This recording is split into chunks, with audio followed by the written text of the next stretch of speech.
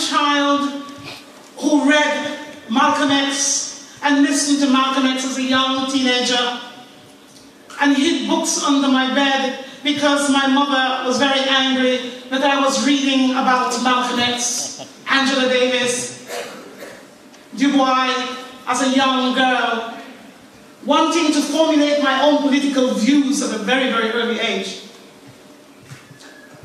One of the things that helped me to be the woman that I am today is the hours I spent reading books in bad light, trying to understand Angela Davis, the Soulder Brothers, Malcolm X, and many more, to formulate my own ideas and political ideals, and to be mature politically, to become conscious of who I am. I remember vividly Stokely Carmichael's speech as a young child, being told it was okay to be black. That meant so much to me. So here I am today, a woman who was shaped by all the names I've mentioned, but a woman who was also shaped by this great speech. A woman who took seriously Martin's dream and his hopes. My mother couldn't understand it, because most of my contemporaries were politically not conscious. Most of my contemporaries were interested in the next piece of garment they could buy.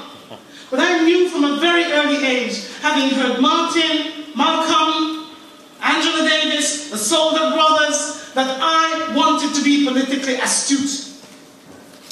So when my friends were buying the mini-skirt and the mini-skirt, they couldn't understand why I wasn't interested. So I stand before you as someone who adopted the dream of Martin and ended up in the Church of England. Can you believe it? Ended up in the Church of England with all its historical legacy. A legacy that I cannot and will not ignore. I acknowledge the legacy. I am a part of a church that sometimes has forgotten that Jesus was a political animal. The depoliticization of Jesus is something I find extremely difficult within the church. I am a member of a church, I am a priest in the church, yet I despair with the church every time I reflect upon Martin's dream, because it remains a dream and not a reality, and yet the church somehow forgets that we are called to liberation.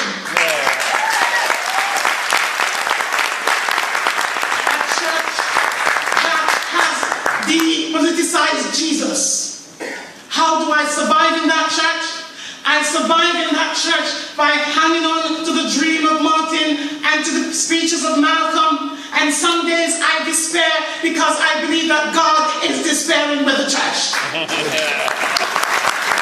The church has forgotten that this was the Christ that Martin believed in. This was the God that Martin died for. This was the God who believed that the people who were poor, that he would overturn the temples, that he would change society, and he'd radically change human beings. And yet the church is content to be a club.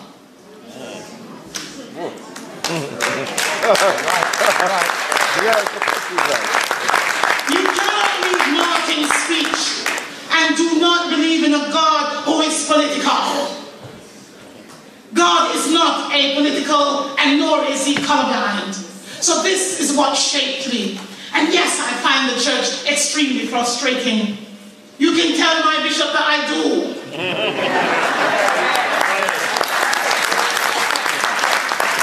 And yet we still have people. The great thing that saved me with Martin's speech was at a young age. One of the tragedies of modern culture is that young people are not politically astute. At 13 and 14, I was politically savvy. I understood politics. I said to the young girl, "Have you got a book of Barack Obama on the shelf?" Oh, she said, "Has he written a book as well?" Yeah. Oh, she says, "You know what? Did you know that, Tracy?" Tracy said, "Oh, no, I didn't know. What kind of book has he written?" You know, I wanted to slap her.